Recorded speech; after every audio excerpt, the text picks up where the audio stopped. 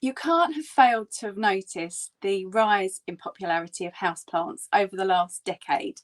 I mean, they beautify our homes. It's only got to be a good thing, that calm oasis in the corner. And also they're beneficial to our physical and mental health too.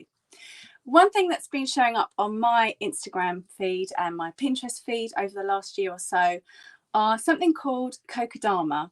They're Japanese moss balls, Kokedama literally meaning moss ball, and they are self-contained little gardens, little string gardens, and aren't they so cute? And today's session is inspired by those. Now, I'm going to be showing you a slightly easier way to use it, a slightly cheaper way to use this method, but it is still really easy and really effective. You can have them displayed just in a low container, just a few of them, or even attach a string to hang them as decorations. So without further ado, I'm going to pop you down and show you just how to do it. Okay, so for this you can use sheet moss or sphagnum moss. Now, please don't go digging it up from the countryside. That is actually illegal, so make sure that you do buy your moss. But I'm going to be showing you how to use coir to make these. Now, if you've got any redundant hanging baskets, then this is just the stuff that's lined with them. If you've got any at the moment, dry it out and then just pull out all the coir, and you can have very cheap, reusable base for your Kokedama. So that's what I did. These just came from the lining from a hanging basket, so perfect for using these. You'll also need some garden twine. Have this in any colour you want. If you go to craft shops, then there's some amazing colours out there. Maybe you might like to try one with a bit of sparkle in it. Who knows? You'll also need just a pair of scissors to cut your twine.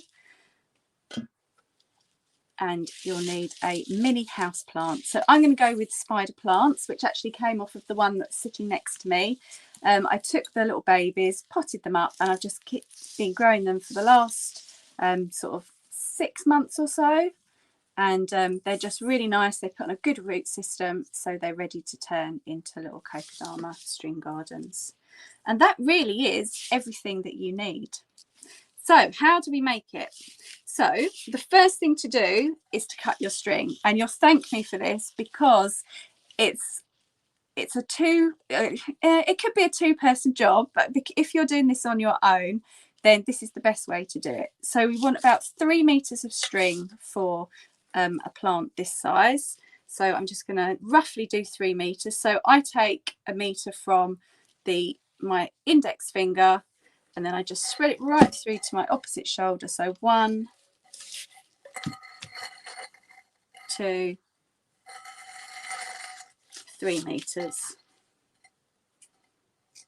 And then just chop that off. Then you're going to tie a slip knot. Put that over there for a sec. Tie a slip knot. So if you remember how to do one of those, you make a loop and put the string that crosses over in through that hole, pull it, and that's your slip knot. So put that to one side while we do the next bit.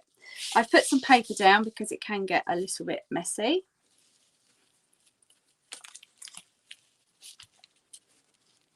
I've got my plant. It's been well watered. I gave it a good water yesterday because we want to contain as much moisture as possible. I'll talk to you in a minute as well about how to care for these little sweet things. And just like you're taking out any sort of plant, just tip it upside down, just gently holding, just sort of supporting the plant itself. Give the pot a little squeeze. It's come in, and it should just come out. There we go. So I'm just going to clear some of this soil off. And what you want to start doing is just with your hands, just cupping the soil to make it into a ball.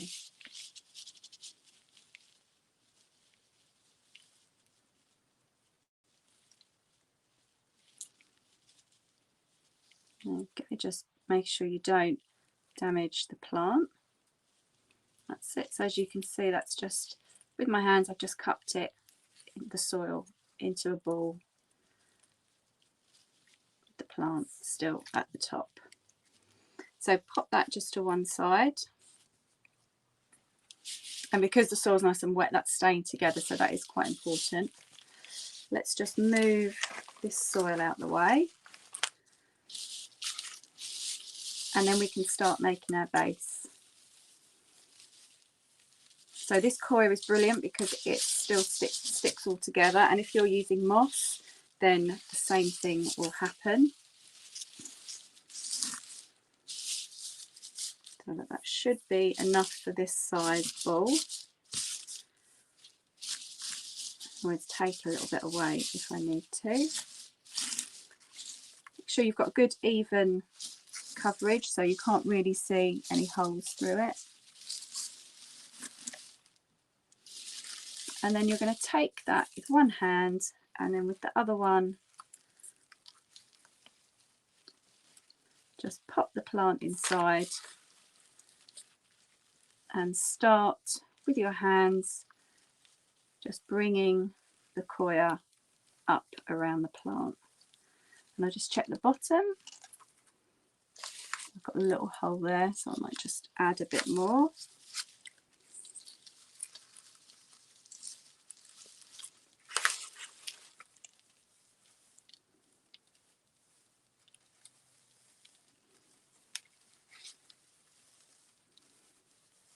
There we go, pushing it in, you're sort of almost fusing all the strands together.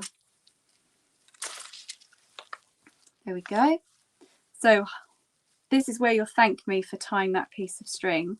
So with one hand, hold the collar, and with the other hand, take your string, find your knot. There we are. I might need to make that slightly bigger. And very carefully, trying not to damage those leaves,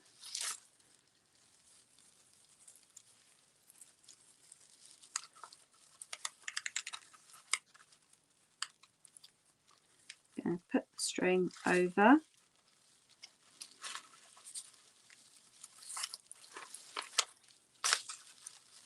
hold it by its collar, and then just pull to close that knot. Now you want to do it firmly but not too tightly because you don't want to damage the plant. Make sure that's secure.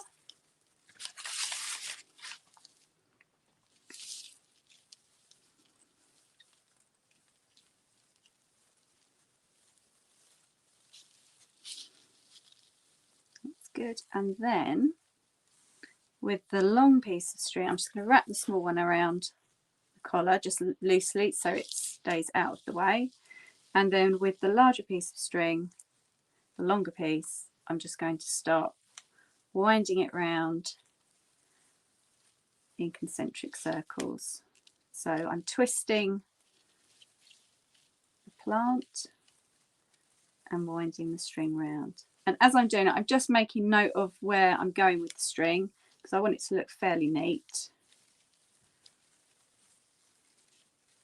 So if you're using another colour, then that's really going to stand out. So just take your time,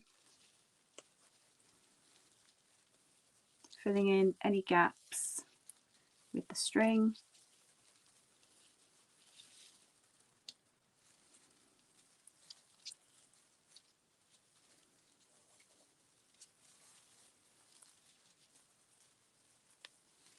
Making it as neat as possible.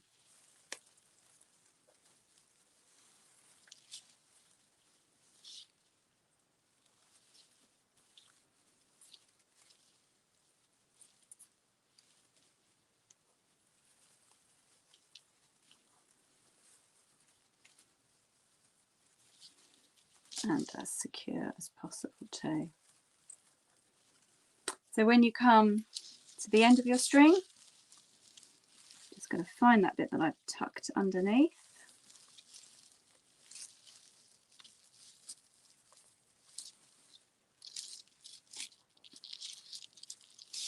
I'm just going to tie the long piece to the short piece,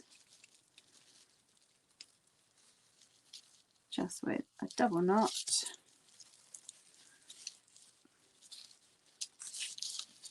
Just clip that. Oh, make sure I don't clip the wrong bit. Almost just all unravelled.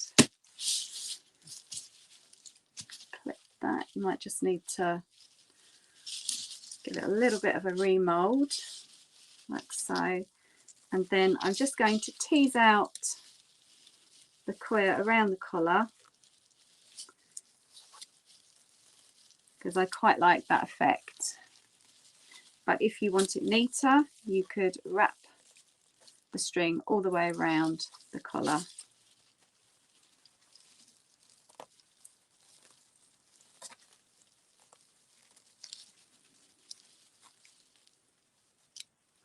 And there we go, our 2 Kokedama inspired string gardens. So thank you very much for joining me this morning. If you came in late, then this video will be on the Virtual Village Hall Facebook page for you to watch again. You can pause it, you can rewind it. Don't worry about writing down all of the equipment that we've used today, because it is in the video captions for you to see. Yes, so that's me done for today. Again, thank you. Please do like, comment and share. We always love to see any of your makes on the Virtual Village Hall as well. So if you want to, if you're going to be making these Kokedama, then please do take photos and put them in the comments too, because we always love to see them. Well, take care, and I will see you again soon. Thank you for watching. Bye.